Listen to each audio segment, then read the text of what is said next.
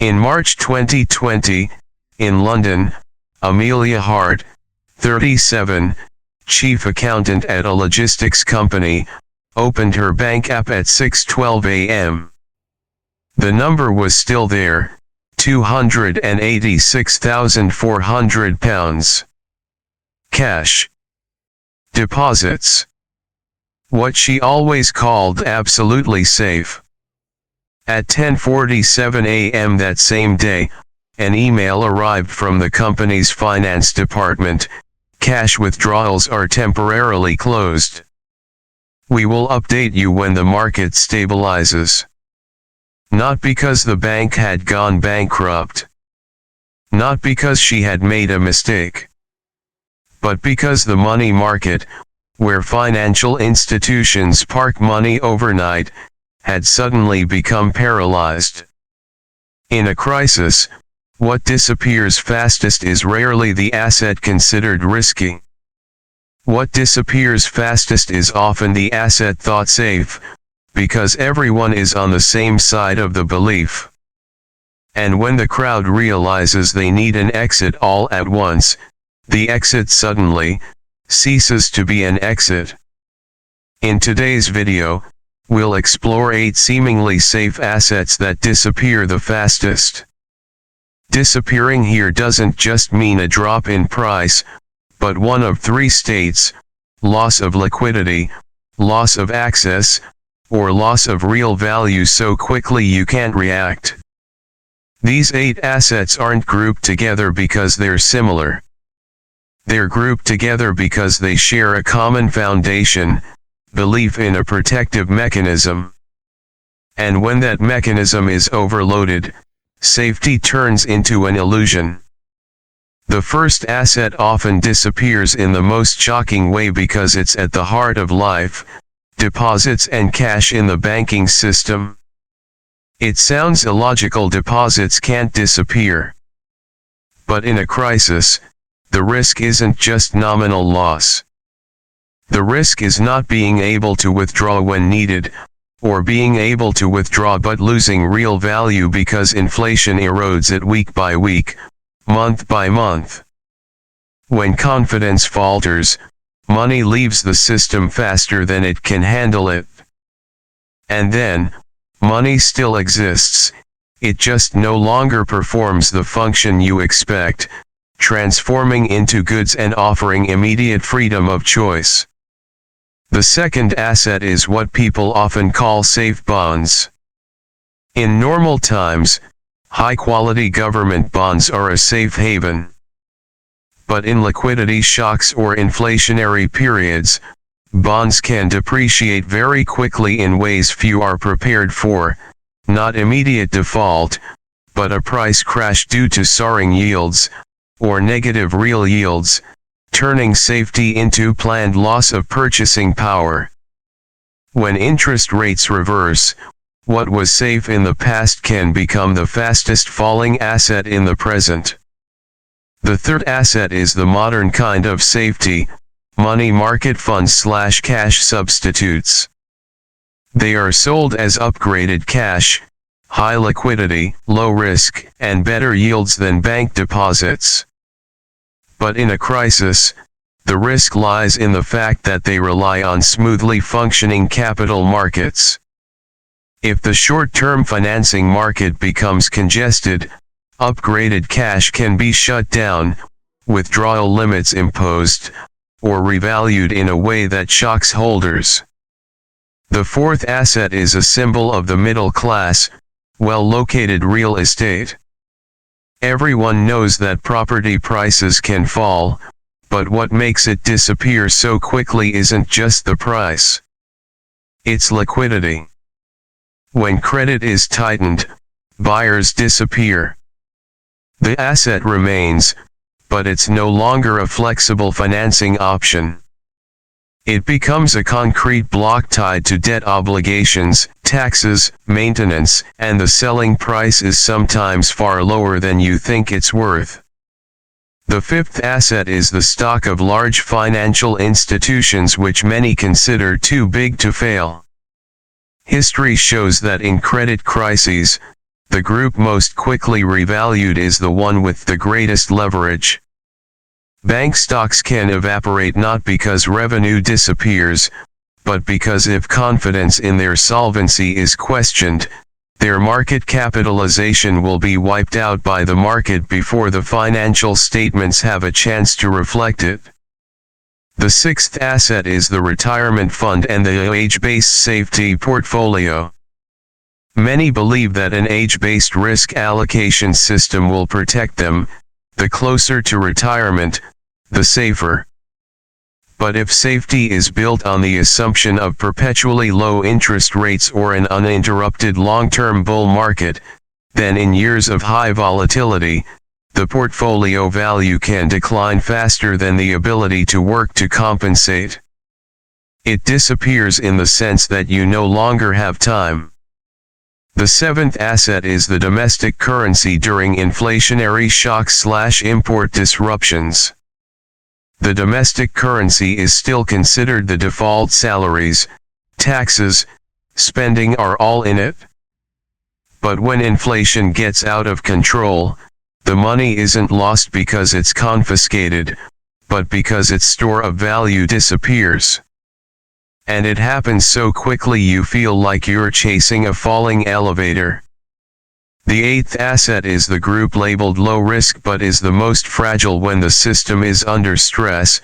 Products with hidden leverage, from investment-linked insurance, structured products, to instruments designed to stabilize yields. Normally, they run smoothly. In a crisis, triggers appear: margin calls, rebalancing clauses, price spreads, market closures.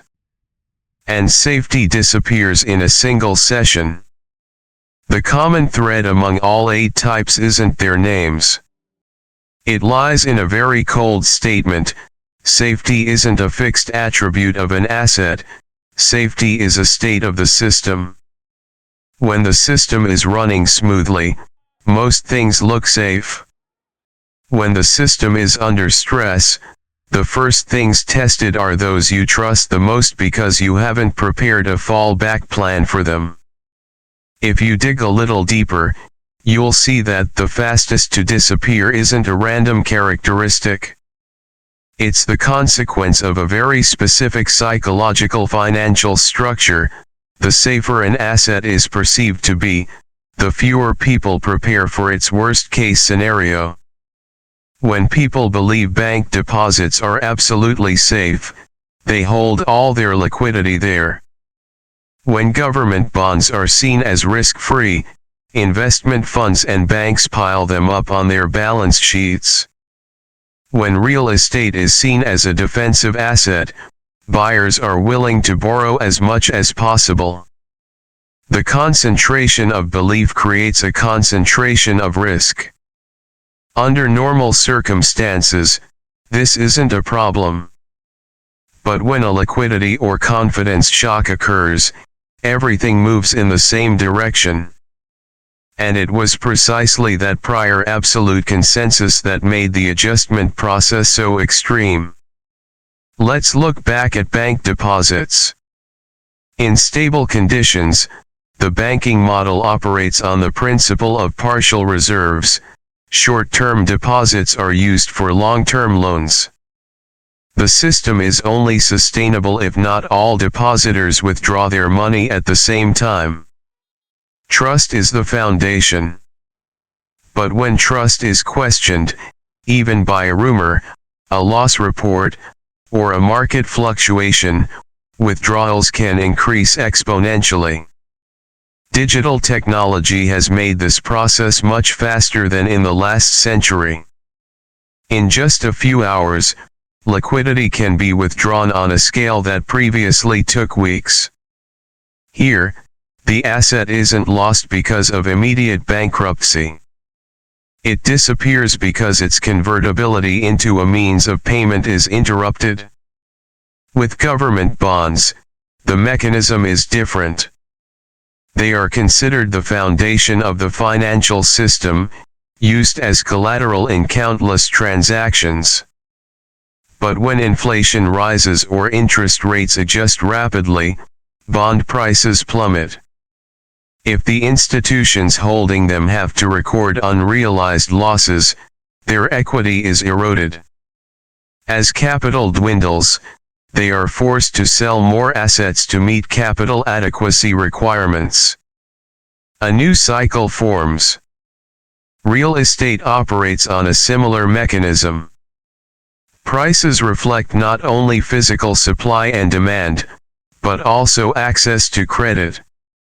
When banks tighten lending, the number of eligible buyers drops sharply. A booming market can freeze. The asset remains, but its ability to convert into cash, which determines its real value in a crisis, suddenly diminishes.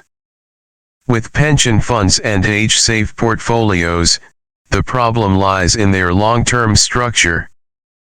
They are designed based on the assumption of average returns over decades. But crises are not evenly distributed over time. If a shock occurs precisely at the end of a generation's labor cycle, the losses cannot be offset by market time. What seemed like long-term security becomes fragile due to the timing factor. Domestic currency carries other risks, inflation and capital controls. When the government faces debt pressure or a foreign exchange crisis, policy can change very quickly, from adjusting exchange rates and restricting remittances to implementing transaction controls. In those circumstances, assets don't disappear physically, but their use is restricted. Complex structured financial products have one thing in common: they usually function smoothly under normal conditions because their pricing model is based on the assumption of stable liquidity and volatility. When volatility exceeds a certain threshold, the product's inherent protection mechanisms can activate in a way that is detrimental to the investor. It's worth noting that most of these assets don't disappear during periods of growth. They function perfectly. It is this prolonged perfection that creates the illusion of sustainability. And when the shock comes, the first thing to collapse isn't the high-risk asset. It's the belief that some assets are immune. History shows that in every monetary cycle, there is always a group of assets that are elevated to the status of absolute safety. And it is this same group, when challenged, that creates the biggest psychological shock to the system. Because when risky assets fall in price, people consider it normal. But when safe assets disappear, confidence in the entire structure begins to waver. And that is the starting point of a deeper adjustment phase. Looking back at the major turning points in financial history, we will realize a cold rule: each period has its own safe haven, and each of those havens has been tested by fire. At the beginning of the 20th century, European government bonds were seen as the pinnacle of financial safety. The middle class across the continent held Tsarist bonds, believing that such a vast empire could not possibly default. After the 1917 revolution, those bonds became worthless paper in a single political decision. There was no gradual decline. No long-term warning. Just a declaration, and the safe asset vanished. In Germany in 1923, savings in marks were seen as a stable foundation after the war. But as hyperinflation accelerated, prices changed daily, then hourly. People went shopping as soon as they received their paychecks because a delay of a few days could have their purchasing power. The asset wasn't confiscated, it was eroded to the point of becoming unusable. Japan in the late 1980s believed that land in Tokyo was an unfallible asset due to limited supply and its global economic standing. When the bubble burst, commercial and residential real estate prices plummeted for over a decade. Safety didn't disappear in a week, but it lost its real value faster than a generation could adapt. During the 1997 Asian financial crisis, many businesses and banks considered national pillars were affected. The domestic currency being pegged to the USD created a sense of stability. When foreign exchange pressure erupted, the exchange rate broke, and foreign debt ballooned overnight. Balance sheets that were once considered healthy suddenly became severely unbalanced. And in 2008, the U.S. stock market, especially bank stocks and large financial institutions, was once considered too big to fail. But the market capitalization of many large institutions fell by more than 70 to 90% in just a few months. Some disappeared through emergency mergers. Some were nationalized. Systemic safety turned into systemic risk. It is noteworthy that in each of those examples, not all assets were wiped out. Only those assets most heavily reliant on the confidence structure and leverage of that era collapsed the fastest. Belief in the empire. Belief in the domestic currency. Belief in the financial center's real estate. Belief in fixed exchange rates. Belief in the invincible bank. When that belief is shattered, the speed of adjustment far outpaces the speed of reason. And here a recurring pattern emerges: the assets considered safe are often the most heavily accumulated. When a shock occurs, the large volume of holdings causes a systemic adjustment.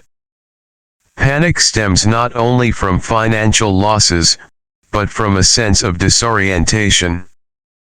Because safe assets are not just investment tools. They are symbols of stability. When that symbol collapses, the psychological order is shaken as well. The current cycle does not necessarily repeat itself in the same way.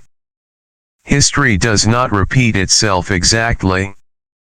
But it repeats the structure: accumulating leverage, overvaluing assets, reinforcing collective confidence in a group of immune assets, and then challenging that confidence with a shock. And when the challenge occurs, what disappears fastest isn't the high-risk asset. It's the feeling that something is truly unbreakable. That's the most dangerous moment in any monetary cycle. Ultimately, when we peel back the layers of history, data, and mechanisms, what remains is not just a list of 8 asset classes. What remains is a fundamental question about the nature of safety. In the modern monetary system, most assets exist thanks to confidence standardized by laws, policies, and market mechanisms. Bank deposits are safe because they are insured and supervised. Government bonds are safe because the state has the right to collect taxes. Real estate is safe because the need for housing is permanent. Pension funds are safe because they are designed for the long term. But all those layers of protection depend on one prerequisite: the system must operate in equilibrium long enough. When leverage exceeds its capacity, when valuations far exceed real income, when policy has to choose between asset stability and monetary stability, that equilibrium begins to crack. Safety, then, is no longer an inherent property of the asset. It becomes a variable dependent on the power structure and policy decisions. And this is the point many overlook: assets don't disappear because they are weak in themselves. They disappear because the structure supporting them changes. Treaty bonds weren't weak until the regime changed. The German mark wasn't worthless until monetary policy spiraled out of control.